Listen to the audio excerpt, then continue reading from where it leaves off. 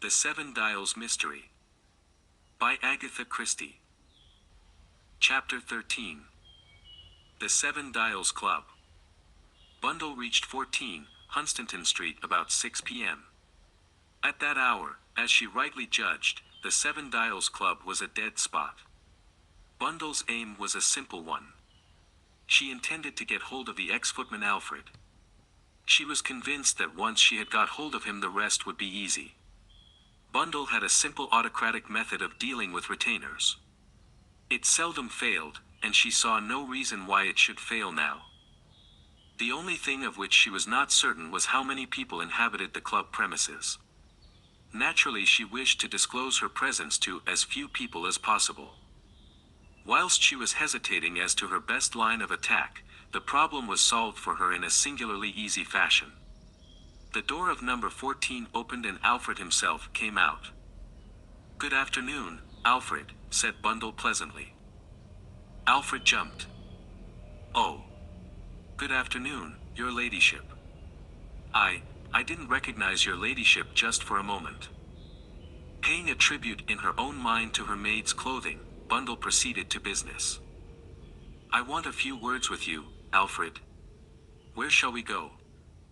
"Well, really, my lady, I don't know. It's not what you might call a nice part round here. I don't know, I'm sure." Bundle cut him short. "Who's in the club?" "No one at present, my lady." "Then we'll go in there." Alfred produced a key and opened the door. Bundle passed in. Alfred, troubled and sheepish, followed her. Bundle sat down and looked straight at the uncomfortable Alfred. "I suppose you know," she said crisply, "that what you're doing here is dead against the law." Alfred shifted uncomfortably from one foot to the other. "It's true as we've been raided twice," he admitted. "But nothing compromising was found, owing to the neatness of Mr. Moskarovsky's arrangements." "I'm not talking of the gambling only," said Bundle. "There's more than that, probably a great deal more than you know. I'm going to ask you a direct question, Alfred, and I should like the truth, please. How much were you paid for leaving Chimneys?" Alfred looked twice round the cornice as though seeking for inspirations, swallowed 3 or 4 times, and then took the inevitable course of a weak will opposed to a strong one. "It was this way, your ladyship. Mr. Moskarovsky, he come with a party to visit Chimneys on one of the show days. Mr. Treadwell, he was indisposed like an ingrowing toenail as a matter of fact, so it fell to me to show the parties over. At the end of the tour, Mr. Moskarovsky, he stays behind the rest, and after giving me something handsome, he falls into conversation." "Yes," said Bundle encouragingly. "And the long and the short of it was," said Alfred, with a sudden acceleration of his narrative, "that he offers me £100 down to leave that instant minute and to look after this here club. He wanted someone as was used to the best families, to give the place a tone, as he put it. And, well, it seemed flying in the face of Providence to refuse, let alone that the wages I get here are just 3 times what they were as second footman." £100, said Bundle. "That's a very large sum, Alfred. Did they say anything about who was to fill your place at Chimneys?" "I demurred a bit, my lady, about leaving at once. As I pointed out, it wasn't usual and might cause inconvenience. But Mr. Moskarovsky, he knew of a young chap, been in good service and ready to come any minute. So I mentioned his name to Mr. Treadwell and everything was settled pleasant-like." Bundle nodded.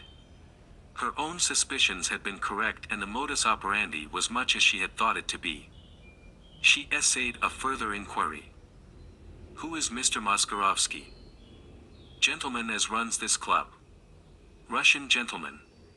A very clever gentleman too." Bundle abandoned the getting of information for the moment and proceeded to other matters.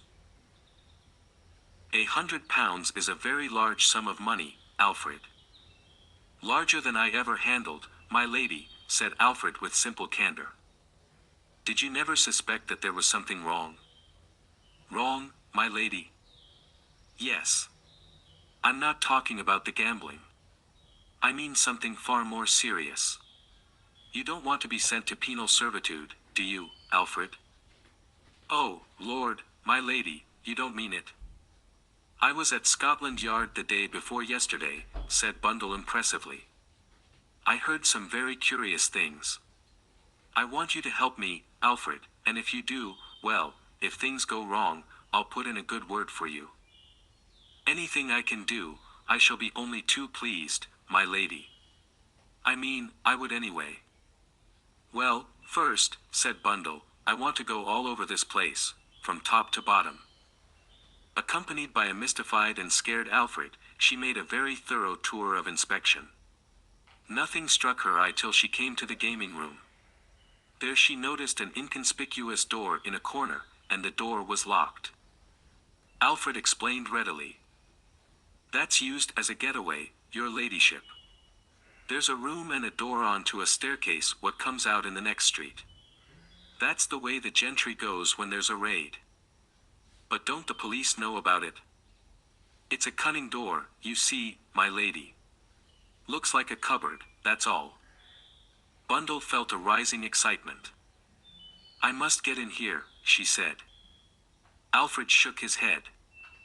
You can't, my lady, Mr. Moskarovsky, he has the key.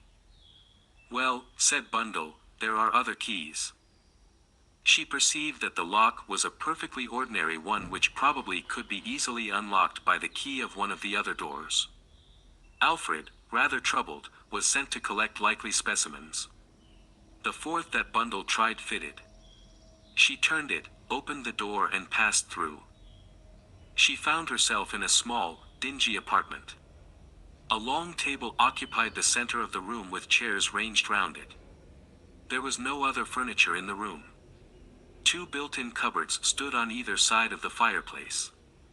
Alfred indicated the nearer one with a nod. That's it, he explained.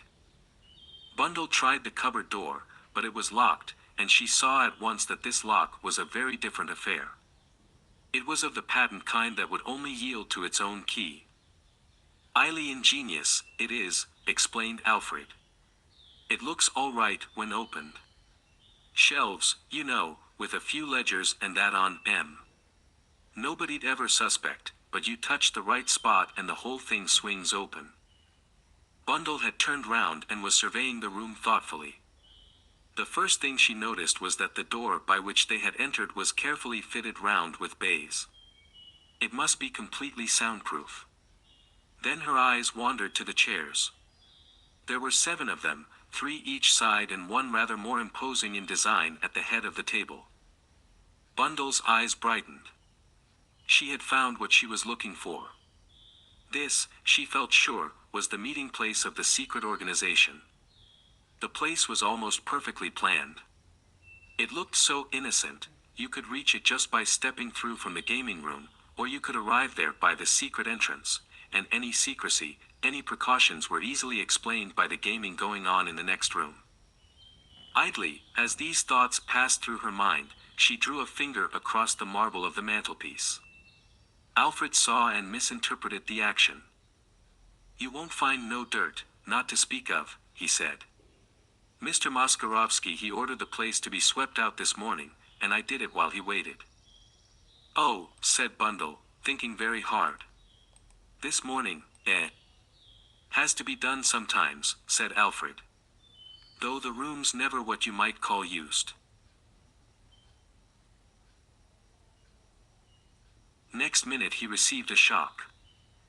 Alfred, said Bundle, you've got to find me a place in this room where I can hide. Alfred looked at her in dismay.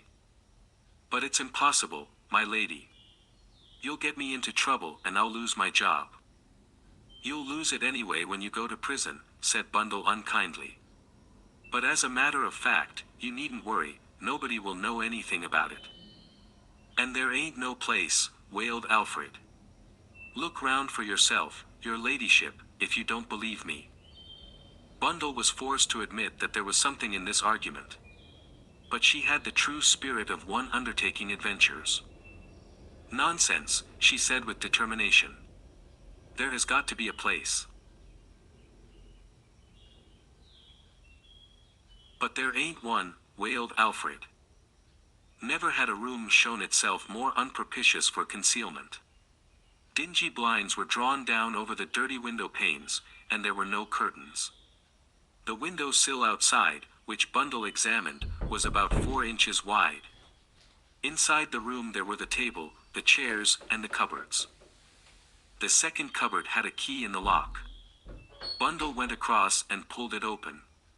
Inside were shelves covered with an odd assortment of glasses and crockery. "Surplus stuff as we don't use," explained Alfred. "You can see for yourself, my lady, there's no place here as a cat could hide." But Bundle was examining the shelves. "Flimsy work," she said. "Now then, Alfred, have you got a cupboard downstairs where you could shove all this glass?" "You have." "Good. Then get a tray and start to carry it down at once. Hurry, there's no time to lose." "You can't, my lady. And it's getting late, too. The cooks will be here any minute now. Mr. Moscow Whatnot doesn't come till later, I suppose. He's never here much before midnight. But, oh, my lady." "Don't talk so much, Alfred," said Bundle. "Get that tray. If you stay here arguing, you will get into trouble." Doing what is familiarly known as wringing his hands, Alfred departed. Presently he returned with a tray, and having by now realized that his protests were useless, he worked with a nervous energy quite surprising. As Bundle had seen, the shelves were easily detachable. She took them down, ranged them upright against the wall, and then stepped in. She remarked. "Pretty narrow. It's going to be a tight fit. Shut the door on me carefully, Alfred, that's right. Yes, it can be done. Now I want a gimlet." "A gimlet, my lady?" "That's what I said." "I don't know." "Nonsense, you must have a gimlet, perhaps you've got an auger as well. If you haven't got what I want, you'll have to go out and buy it, so you'd better try hard to find the right thing." Alfred departed and returned presently with quite a creditable assortment of tools. Bundle seized what she wanted and proceeded swiftly and efficiently to bore a small hole at the level of her right eye. She did this from the outside so that it should be less noticeable, and she dared not make it too large lest it should attract attention. "There, that'll do," she remarked at last. "Oh. But, my lady, my lady." "Yes. But they'll find you, if they should open the door." "They won't open the door," said Bundle, "because you are going to lock it and take the key away. And if by chance Mr. Moskarovsky should ask for the key?" "Tell him it's lost," said Bundle briskly. "But nobody's going to worry about this cupboard, it's only here to attract attention from the other one and make a pair. Go on, Alfred, someone might come at any time. Lock me in and take the key and come and let me out when everyone's gone." "You'll be taken bad, my lady. You'll faint." "I never faint," said Bundle. "But you might as well get me a cocktail. I shall certainly need it. Then lock the door of the room again, don't forget, and take all the door keys back to their proper doors. And, Alfred, don't be too much of a rabbit. Remember, if anything goes wrong, I'll see you through." "And that's that," said Bundle to herself when, having served the cocktail, Alfred had finally departed. She was not nervous lest Alfred's nerve should fail and he should give her away. She knew that his sense of self-preservation was far too strong for that. His training alone helped him to conceal private emotions beneath the mask of the well-trained servant. Only one thing worried Bundle. The interpretation she had chosen to put upon the cleaning of the room that morning might be all wrong. And if so, Bundle sighed in the narrow confines of the cupboard. The prospect of spending long hours in it for nothing was not attractive. Chapter 14. The Meeting of the 7 Dials. It would be as well to pass over the sufferings of the next 4 hours as quickly as possible. Bundle found her position extremely cramped. She had judged that the meeting, if meeting there was to be, would take place at a time when the club was in full swing, somewhere probably between the hours of midnight and 2 a.m. She was just deciding that it must be at least 6 o'clock in the morning when a welcome sound came to her ears, the sound of the unlocking of a door. In another minute the electric light was switched on. The hum of voices, which had come to her for a minute or two rather like the far-off roar of sea waves, ceased as suddenly as it had begun, and Bundle heard the sound of a bolt being shot. Clearly someone had come in from the gaming room next door, and she paid tribute to the thoroughness with which the communicating door had been rendered soundproof. In another minute the intruder came into her line of vision, a line of vision that was necessarily somewhat incomplete but which yet answered its purpose. A tall man, broad-shouldered and powerful-looking, with a long black beard. Bundle remembered having seen him sitting at one of the baccarat tables on the preceding night. This, then, was Alfred's mysterious Russian gentleman, the proprietor of the club, the sinister Mr. Moskarovsky. Bundle's heart beat faster with excitement. So little did she resemble her father that at this minute she fairly gloried in the extreme discomfort of her position. The Russian remained for some minutes standing by the table, stroking his beard. When he reappeared again, she could hardly help giving a gasp of surprise.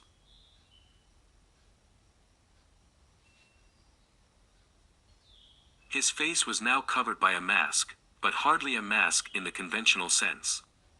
It was not shaped to the face.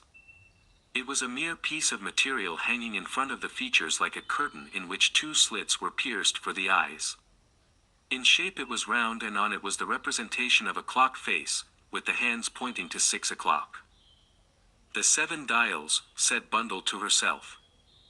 And at that minute there came a new sound, 7 muffled taps. Moskarovsky strode across to where Bundle knew was the other cupboard door. She heard a sharp click, and then the sound of greetings in a foreign tongue. Presently she had a view of the newcomers. They also wore clock masks, but in their case the hands were in a different position, 4 o'clock and 5 o'clock respectively. Both men were in evening dress, but with a difference. One was an elegant, slender young man wearing evening clothes of exquisite cut. The grace with which he moved was foreign rather than English. The other man could be better described as wiry and lean. His clothes fitted him sufficiently well, but no more, and Bundle guessed at his nationality even before she heard his voice. "I reckon we're the first to arrive at this little meeting." A full pleasant voice with a slight American drawl, and an inflection of Irish behind it. The elegant young man said in good, but slightly stilted, English. "I had much difficulty in getting away tonight."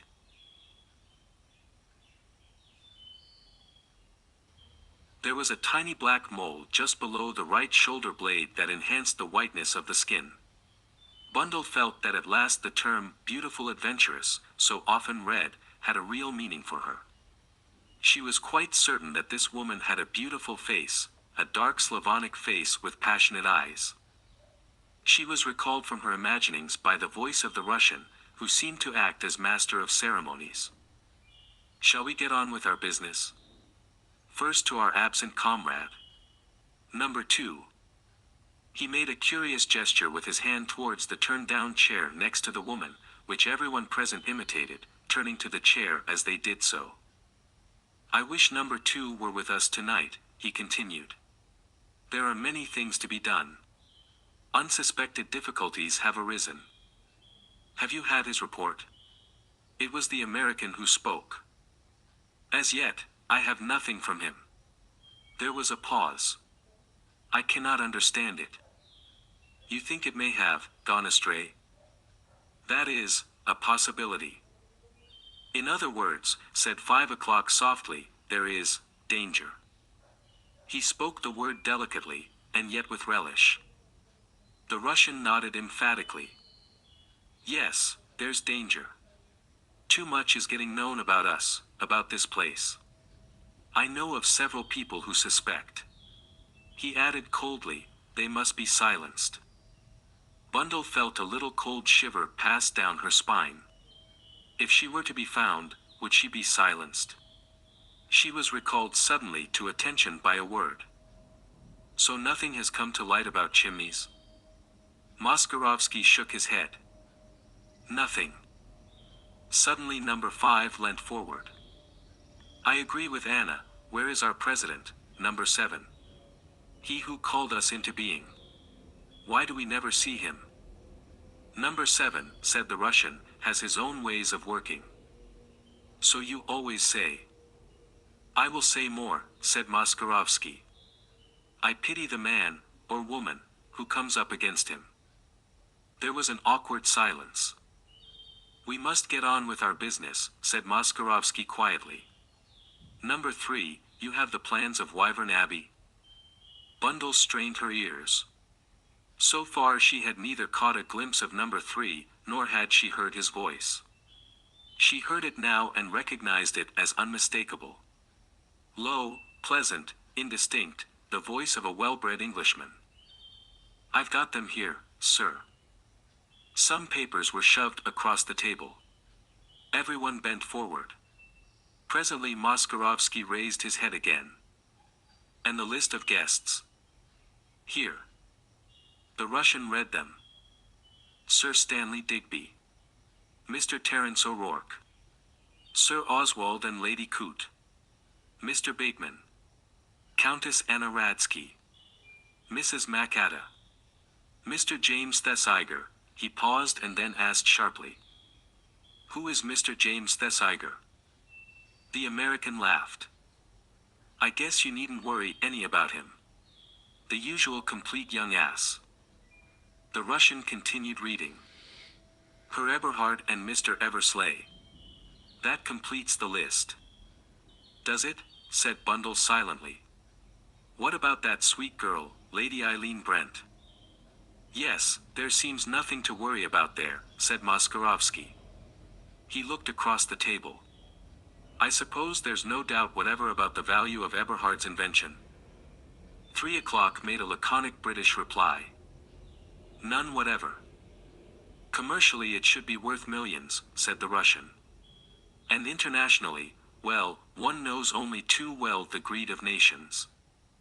Bundle had an idea that behind his mask he was smiling unpleasantly. Yes, he went on, a gold mine. Well worth a few lives, said number 5, cynically, and laughed. But you know what inventions are, said the American. Sometimes these darn things won't work. A man like Sir Oswald Coote will have made no mistake, said Moskarovsky. Speaking as an aviator myself, said number 5, the thing is perfectly feasible. It has been discussed for years, but it needed the genius of Eberhard to bring it to fruition. Well, said Moskarovsky, I don't think we need discuss matters any further. You have all seen the plans.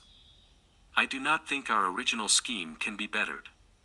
By the way, I hear something about a letter of Gerald Wade's that has been found, a letter that mentions this organization. Who found it? Lord Caterham's daughter, Lady Eileen Brent. Bauer should have been on to that, said Moskarovsky. It was careless of him. Who was the letter written to? His sister, I believe, said number 3. Unfortunate, said Moskarovsky. But it cannot be helped. The inquest on Ronald Devereux is tomorrow.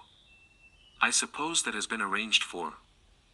Reports as to local lads having been practicing with rifles have been spread everywhere, said the American. That should be all right then. I think there is nothing further to be said. I think we must all congratulate our dear 1 o'clock and wish her luck in the part she has to play. Hurrah, cried number 5. To Anna. All hands flew out in the same gesture which Bundle had noticed before. To Anna. 1 o'clock acknowledged the salutation with a typically foreign gesture. Then she rose to her feet and the others followed suit. For the first time, Bundle caught a glimpse of number 3 as he came to put Anna's cloak round her, a tall, heavily built man. Then the party filed out through the secret door. Moskarovsky secured it after them. He waited a few moments and then Bundle heard him unbolt the other door and pass through, after extinguishing the electric light. It was not until 2 hours later that a white and anxious Alfred came to release Bundle. She almost fell into his arms and he had to hold her up. "Nothing," said Bundle. "Just stiff, that's all. Here, let me sit down." "Oh, Gord, my lady, it's been awful." "Nonsense," said Bundle. "It all went off splendidly. Don't get the wind up now, it's all over. It might have gone wrong, but thank goodness it didn't." "Thank goodness, as you say, my lady. I've been in a twitter all the evening. They're a funny crowd, you know." "A damned funny crowd," said Bundle, vigorously massaging her arms and legs.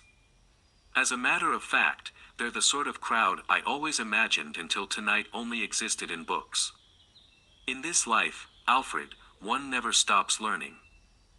Chapter 15. The Inquest. Bundle reached home about 6 a.m. She was up and dressed by 9:30, and rang up Jimmy Thesiger on the telephone. The promptitude of his reply somewhat surprised her, till he explained that he was going down to attend the inquest. "So am I," said Bundle. "And I've got a lot to tell you." "Well, suppose you let me drive you down and we can talk on the way. How about that?" "All right. But allow a bit extra because you'll have to take me to Chimneys. The chief constable's picking me up there." "Why?" "Because he's a kind man," said Bundle. "So am I," said Jimmy. "Very kind." "Oh. You're an ass," said Bundle. "I heard somebody say so last night." "Who?" "To be strictly accurate, a Russian Jew." "No, it wasn't." "It was." But an indignant protest drowned her words. "I may be an ass," said Jimmy. "I dare say I am, but I won't have Russian Jews saying so." "What were you doing last night, Bundle?" "That's what I'm going to talk about," said Bundle. "Goodbye for the moment." She rang off in a tantalizing manner which left Jimmy pleasantly puzzled. He had the highest respect for Bundle's capabilities, though there was not the slightest trace of sentiment in his feeling towards her. "She's been up to something," he opined, as he took a last hasty drink of coffee. "Depend upon it, she's been up to something." 20 minutes later, his little two-seater drew up before the Brook Street house and Bundle, who had been waiting, came tripping down the steps. Jimmy was not ordinarily an observant young man, but he noticed that there were black rings around Bundle's eyes and that she had all the appearance of having had a late night the night before. "Now then," he said, as the car began to nose her way through the suburbs, "what dark deeds have you been up to?" "I'll tell you," said Bundle. "But don't interrupt until I've finished." It was a somewhat long story, and Jimmy had all he could do to keep sufficient attention on the car to prevent an accident. When Bundle had finished he sighed, then looked at her searchingly. "Bundle?" "Yes." "Look here, you're not pulling my leg." "What do you mean?" "I'm sorry," apologized Jimmy, "but it seems to me as though I'd heard it all before, in a dream, you know." "I know," said Bundle sympathetically. "It's impossible," said Jimmy, following out his own train of thought. "The beautiful foreign adventuress, the international gang, the mysterious number 7, whose identity nobody knows, I've read it all 100 times in books." "Of course you have." "So have I. But it's no reason why it shouldn't really happen." "I suppose not," admitted Jimmy. "After all, I suppose fiction is founded on the truth. I mean, unless things did happen, people couldn't think of them." "There is something in what you say," agreed Jimmy.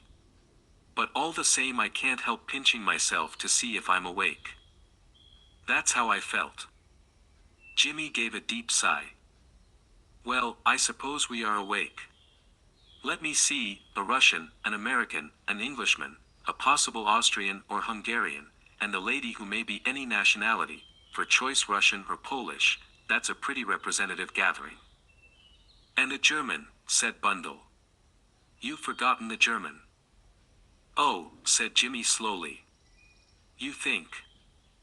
"The absent number 2 is Bauer, our footman."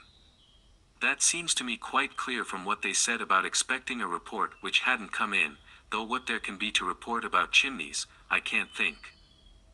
It must be something to do with Jerry Wade's death, said Jimmy. There's something there we haven't fathomed yet. You say they actually mentioned Bauer by name? Bundle nodded. They blamed him for not having found that letter. Well, I don't see what you could have clearer than that. There's no going against it. You'll have to forgive my first incredulity, Bundle, but you know, it was rather a tall story. You say they knew about my going down to Wyvern Abbey next week? Yes, that's when the American, it was him, not the Russian, said they needn't worry, you were only the usual kind of ass. Ah, said Jimmy. He pressed his foot down on the accelerator viciously and the car shot forward. I'm very glad you told me that. It gives me what you might call a personal interest in the case. He was silent for a minute or two and then he said, Did you say that German inventor's name was Eberhard? Yes. Why? Wait a minute. Something's coming back to me. Eberhard, yes, I'm sure that was the name. Tell me. Eberhard was a Johnny who'd got some patent process he applied to steel. I can't put the thing properly because I haven't got the scientific knowledge, but I know the result was that it became so toughened that a wire was as strong as a steel bar had previously been. Eberhard had to do with aeroplanes and his idea was that the weight would be so enormously reduced that flying would be practically revolutionized, the cost of it, I mean. I believe he offered his invention to the German government, and they turned it down, pointed out some undeniable flaw in it, but they did it rather nastily. He set to work and circumvented the difficulty, whatever it was, but he'd been offended by their attitude and swore they shouldn't have his Ulam. I always thought the whole thing was probably bunkum, but now, it looks differently. That's it, said Bundle eagerly. You must be right, Jimmy. Eberhard must have offered his invention to our government. They've been taking, or are going to take, Sir Oswald Coote's expert opinion on it. There's going to be an unofficial conference at the Abbey. Sir Oswald, George, the Air Minister and Eberhard. Eberhard will have the plans or the process or whatever you call it. Formula, suggested Jimmy. I think formula is a good word myself. He'll have the formula with him, and the 7 dials are out to steal the formula. I remember the Russians saying it was worth millions. I suppose it would be, said Jimmy. And well worth a few lives, that's what the other man said. Well, it seems to have been, said Jimmy, his face clouding over. Look at this damned inquest today. Bundle, are you sure Ronnie said nothing else? No, said Bundle. Just that. 7 dials. Tell Jimmy Thesiger. That's all he could get out, poor lad. I wish we knew what he knew, said Jimmy. But we've found out one thing. I take it that the footman, Bauer, must almost certainly have been responsible for Jerry's death. You know, Bundle. Yes. Well, I'm a bit worried sometimes. Who's going to be the next one? It really isn't the sort of business for a girl to be mixed up in. Bundle smiled in spite of herself. It occurred to her that it had taken Jimmy a long time to put her in the same category as Lorraine Wade. It's far more likely to be you than me, she remarked cheerfully. Here, said Jimmy. But what about a few casualties on the other side for a change? I'm feeling rather bloodthirsty this morning. Tell me, Bundle, would you recognize any of these people if you saw them? Bundle hesitated. I think I should recognize number 5, she said at last. He's got a queer way of speaking, a kind of venomous, lisping way, that I think I'd know again. What about the Englishman? Bundle shook her head. I saw him least, only a glimpse, and he's got a very ordinary voice. Except that he's a big man, there's nothing much to go by. There's the woman, of course, continued Jimmy. She ought to be easier. But then, you're not likely to run across her. She's probably putting in the dirty work being taken out to dinner by amorous cabinet ministers and getting state secrets out of them when they've had a couple. At least, that's how it's done in books. As a matter of fact, the only cabinet minister I know drinks hot water with a dash of lemon in it. Take George Lomax, for instance. Can you imagine him being amorous with beautiful foreign women? Said Bundle with a laugh. Jimmy agreed with her criticism. And now about the man of mystery, number 7, went on Jimmy. You've no idea who he could be? None whatever. Again, by book standard, that is, he ought to be someone we all know. What about George Lomax himself? Bundle reluctantly shook her head. In a book, it would be perfect, she agreed. But knowing Cotters, and she gave herself up to a sudden uncontrollable mirth. Cotters, the great criminal organizer, she gasped. Wouldn't it be marvelous? Jimmy agreed that it would. Their discussion had taken some time and his driving had slowed down involuntarily once or twice. They arrived at Chimneys, to find Colonel Melrose already there waiting. Jimmy was introduced to him and they all three proceeded to the inquest together. As Colonel Melrose had predicted, the whole affair was very simple. Bundle gave her evidence.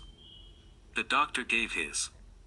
Evidence was given of rifle practice in the neighborhood. A verdict of death by misadventure was brought in. After the proceedings were over, Colonel Melrose volunteered to drive Bundle back to Chimneys, and Jimmy Thesiger returned to London. For all his light-hearted manner, Bundle's story had impressed him profoundly. He set his lips closely together. "Ronnie, old boy," he murmured, "I'm going to be up against it. And you're not here to join in the game." Another thought flashed into his mind. Lorraine. Was she in danger? After a minute or two's hesitation, he went over to the telephone and rang her up. "It's me, Jimmy. I thought you'd like to know the result of the inquest. Death by misadventure." "Oh, but..." "Yes, but I think there's something behind that. The coroner had had a hint. Someone's at work to hush it up. I say, Lorraine." "Yes." "Look here. There's some funny business going about. You'll be very careful, won't you? For my sake." He heard the quick note of alarm that sprang into her voice. "Jimmy, but then it's dangerous, for you." He laughed. "Oh, that's all right. I'm the cat that had 9 lives. Bye-bye, old thing." He rang off and remained a minute or two lost in thought. Then he summoned Stevens. "Do you think you could go out and buy me a pistol, Stevens?" "A pistol, sir?" True to his training, Stevens betrayed no hint of surprise. "What kind of a pistol would you be requiring?" "The kind where you put your finger on the trigger and the thing goes on shooting until you take it off again." "An automatic, sir." "That's it," said Jimmy. "An automatic. And I should like it to be a blue-nosed one, if you and the shopman know what that is." In American stories, the hero always takes his blue-nosed automatic from his hip pocket. Stevens permitted himself a faint, discreet smile. "Most American gentlemen that I have known, sir, carry something very different in their hip pockets," he observed. Jimmy Thesiger laughed.